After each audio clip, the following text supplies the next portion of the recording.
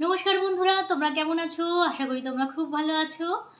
আজ আমি আবার চলে এসেছি আমাদের হিন্দু সনাতন ধর্মকে কেন্দ্র করে কিছু কথা বলতে, ভগবানকে কেন্দ্র করে কিছু কথা বলতে।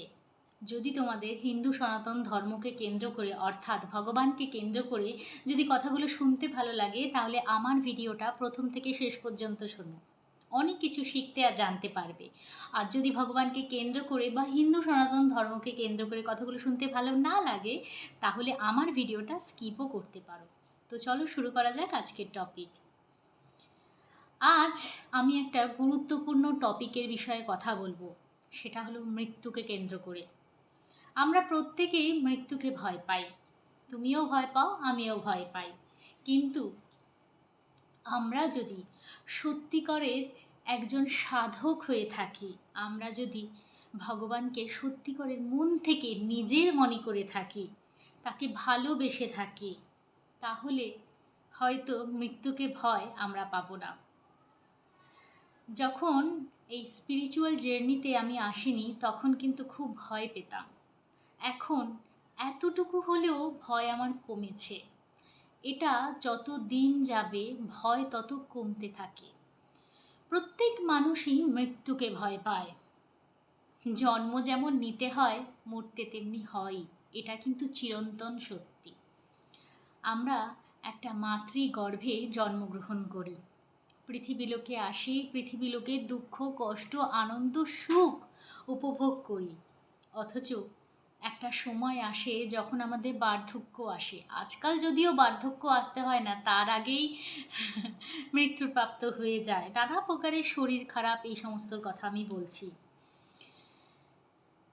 তো সাধারণত দেখা যায় বৃদ্ধাবস্থাতেই আমাদের মৃত্যুপ্রাপ্ত হয়, তাই তো? কিন্তু মানুষ মৃত্যুকে কিন্তু কখনো চোখে দেখেনি। যেমন আমরা ভূতকে চোখে দেখেছি বা পেতনিকে চোখে দেখেছি, বা স্পিরিট যেটা হয় সেই স্পিরিটকে কিন্তু আমরা চোখে দেখেছি। নেগেটিভ এনার্জি যাকে বলে, আমরা পজিটিভ এনার্জির সাক্ষাৎ খুব কমই করেছি। হ্যাঁ, আমরা মৃত্যুকে চোখে দেখিনি। ভূত দেখলে আমরা ভয় পাই, একটা কথা মানা যায়, কারণ আমরা ভূতকে দেখেছি খুব কদাকার দেখতে। হ্যাঁ, কারো কারো গলা কাটা রয়েছে, কারো কারো চোখটা খুলে বেরোচ্ছে, কারো মাথা থেকে রক্ত পড়ছে, কারো মুখ থেকে রক্ত বমি হচ্ছে। নেগেটিভ এনার্জি মোটামুটি আমরা টিভিতে সবাই তো দেখে থাকি, তাই না? অনেকে আবার বাস্তবে চোখে দেখে, সেটা যাদের হালকা রাশি থাকে তারা দেখতে পায়। ঠিক আছে, তো সেটা আলাদা টপিক, পরে একদিন আমি বলবো। এবার এর সাথে এটার কানেকশান আছে বলেই তোমাদের বলছি, পুরোটা শোনো, অনেক কিছু জানতে পারবে। তো আমরা যখন ভূত বা পিশাচকে দেখি তখন আমরা ভয় পাই, কিন্তু মৃত্যুকে তো আমরা কখনো দেখিনি, তবে আমরা কেন ভয় পাই? বলতে পারবে এই প্রশ্নের উত্তর? এই প্রশ্নের উত্তর আমি বলছি, আমার যতটুকু মনে হয়। কারণ আমাদের এই পৃথিবী লোককে ছেড়ে চলে যেতে হবে, সেটার ভয় পাই, তাই না? কিন্তু জন্ম যখন করেছি, অর্থাৎ জন্ম যখন হয়েছে আমাদের, মৃত্যু তো বরণ আমাদের করতেই হবে। আমরা তো কেউ অমর নই। সব থেকে অদ্ভুত কথা কি জানো? মানুষ বেঁচে থাকাকালীন তাকে যে জন্ম দিয়েছে, এই আত্মাটা যে পরমাত্মার দেওয়া, সেটা কিন্তু আমরা ভুলে যাই। আমরা রক্ত মাংসে গড়া মানুষ, আমাদের মধ্যে আমরা মানুষ নামে, কিন্তু মানুষত্ব এতটুকুও হয়তো নেই।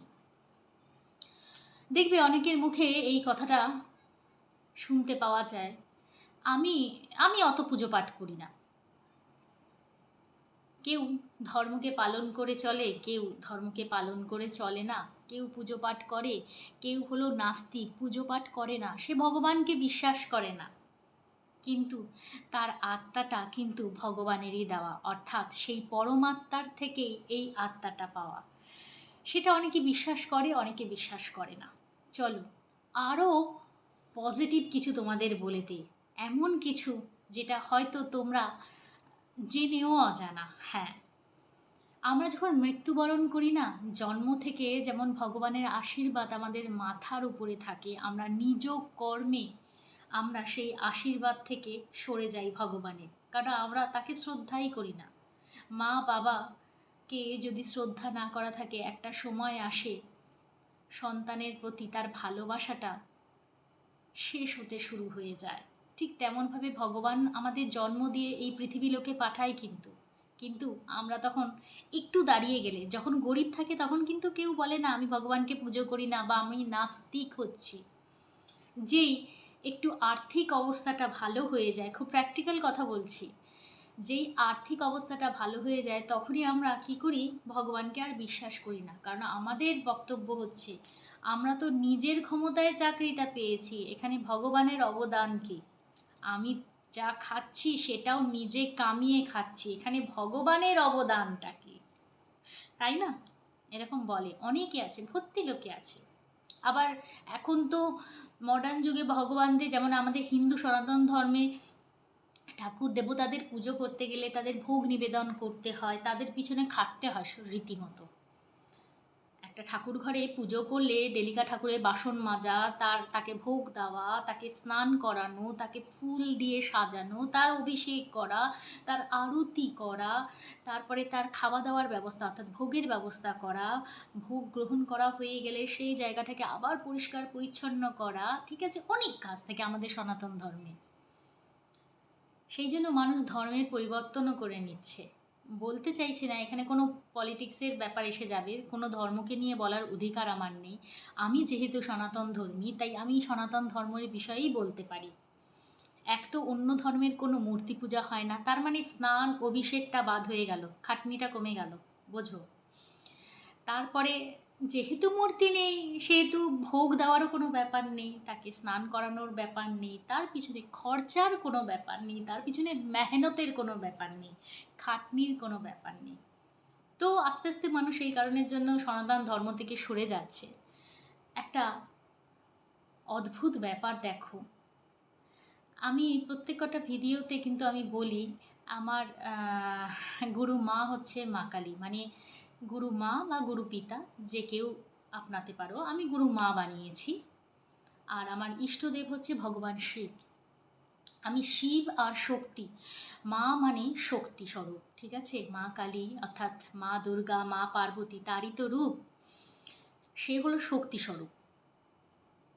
আমাদের মধ্যে যে প্রাণ ঊর্জাটা আছে সেটা মায়ের দেওয়া, এটাকে বলে হয় শক্তি অর্থাৎ মা। দেখো না, যেমন বলা হয় শক্তির আরাধনা করছে এরা, তো সেই শক্তি যখন এই দেহ থেকে প্রাণটা বেরিয়ে যায়, তার মানে শক্তি এই দেহ ত্যাগ করে চলে গেছে, তখন এই শরীরটা সবে পরিণত হয় এবং তখন মানুষ মৃত্যুবরণ করে, তাকে শ্মশানে নিয়ে যাওয়া হয় এবং শ্মশানে তাকে যখন জ্বালিয়ে দেওয়া হয়, এটা পরে আসছি, শ্মশানে নিয়ে যাওয়া হয়। শ্মশানে তোমাকে আপ্যায়ন করার জন্য কে থাকে জানো? শ্মশানে আপ্যায়ন করার জন্য ভগবান শিব স্বয়ং দাঁড়িয়ে থাকে। হ্যাঁ, বেনারসে গিয়ে দেখো, সেখানে মানা হয়, এখানে মানা হয় না। আজকের ডেটেও কিন্তু এখানেও শ্মশানে শ্মশান কালীর পুজো হয়, অর্থাৎ এই এনার্জিটা অর্থাৎ শক্তি আমাদের শরীর থেকে বেরিয়ে গিয়ে সবে পরিণত হয়েছে এবং ভগবান শিব দাঁড়িয়ে থাকে সেই এনার্জিটাকে অর্থাৎ শক্তিটাকে আপ্যায়ন করার জন্য এবং তার সাথে সাথে তোমার শরীরটাকে আপ্যায়ন করার জন্য। ভগবানদের মধ্যে শুধু ভগবান শিবই এমন আছে যে কিনা মৃত্যুর পরেও তোমার জন্য তোমার অপেক্ষা করছে। তোমাদের আমি একটা প্র্যাকটিক্যাল কথা বলে দিই, যখন তুমি দেহত্যাগ করবে, এখন তোমার কাছে ভর্তি লোক থাকবে, আপনজনের এখন কমই নেই, বন্ধুবান্ধবের কমই নেই। যখন তোমার দেহত্যাগ হয়ে যাবে অর্থাৎ তুমি যখন মৃত্যুবরণ করবে, তোমার পিছনে কয়েকজনই মাত্র দাঁড়িয়ে থাকবে এবং যেই মাত্র তোমার দেহটা পুড়তে শুরু করবে, অর্থাৎ এই দেহতত্ত্বটা যখন পঞ্চভূতের মধ্যে বিলীন হয়ে যাবে, পঞ্চভূত জানো তো, জল, অগ্নি, বায়ু, আকাশ, পৃথিবী, এটাকে বলে পঞ্চভূত। এই পঞ্চভূতের মধ্যে যখন তোমার দেহতত্ত্ব অর্থাৎ তোমার শরীরটা পুড়ে ছাই হয়ে যাবে অর্থাৎ বিলীন হয়ে যাবে, তখন সেই দেহের ভস্মটা ভগবান শিব নিজে ধারণ করবে। করবে তোমার পরিবারের লোক, করবে তোমার আপনজন, কিন্তু না, এটা কেউ মানতে চায় না। কিন্তু এই কথাটা যেটা আজকে আমি বললাম, এটাতেও কোনো অসত্য কথাটা লুকিয়ে নেই, একেবারে সত্যি কথাটা লুকিয়ে আছে। আজকের ডেটেও মহাকালের অভিষেক হয়, এবং